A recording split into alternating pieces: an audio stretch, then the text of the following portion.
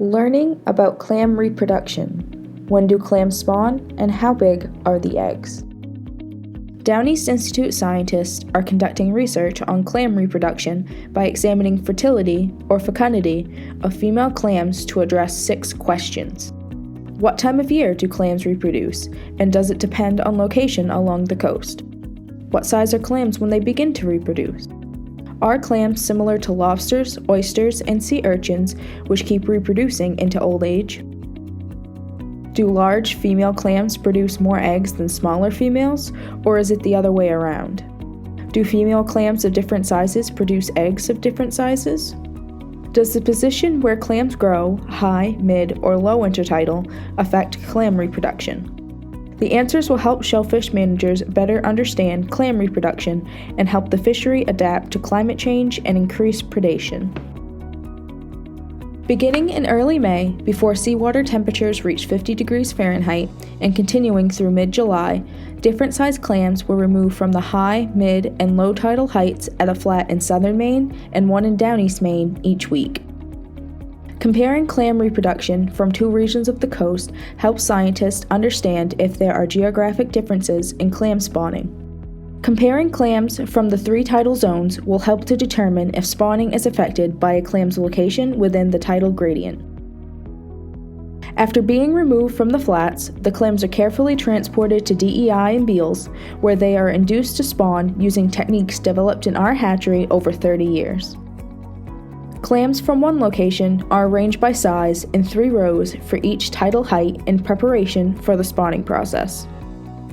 In essence, what we're doing today is we are trying to get clams collected yesterday in Freeport, Maine to spawn. We're intentionally causing them to spawn. The way we're doing that is through temperature shock. Well, what we have going on right now is a cold water bath for these R&R, these soft-shell clams. And we're starting with a cold bath because we want to get them adjusted to one temperature and then shock them by draining it and then refilling it with our warmer water, and that stress of the temperature difference should be enough to get them to spawn. Clams remain in the cold seawater bath for an hour and are watched with flashlights for signs of spawning. And we're draining out the cold water. Fill it with straight warm.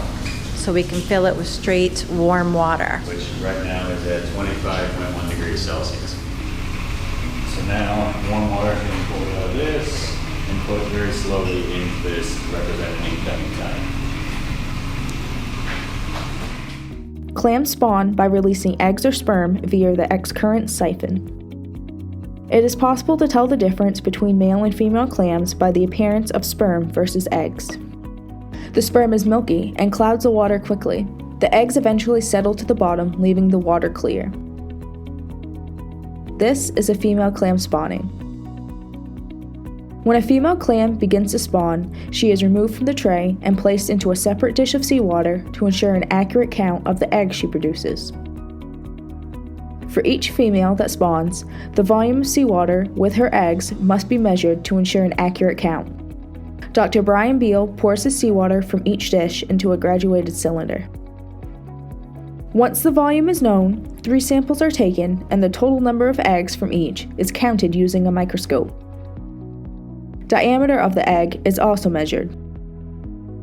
For each female clam that spawned, technicians record its length as well as the tidal height, region, and date it was collected.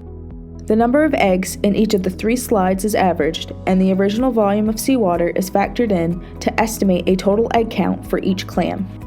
The data will show clam fecundity and egg size for a given size clam over time that is specific to each region and tidal height.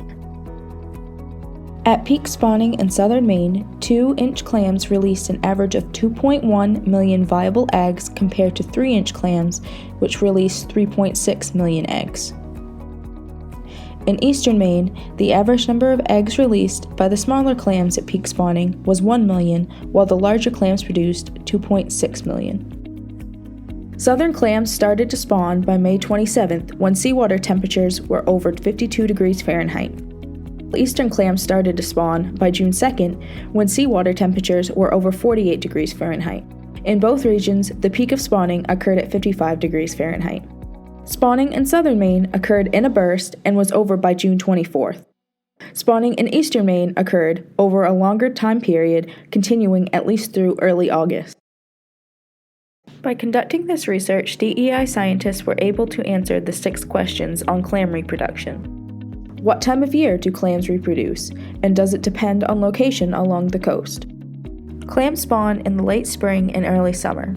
Clams from coastal communities in the south begin to spawn earlier by about 2 weeks than clams from down east communities. What size are clams when they begin to reproduce? The smallest clam that was able to be induced to spawn was about 1.5 inches in length.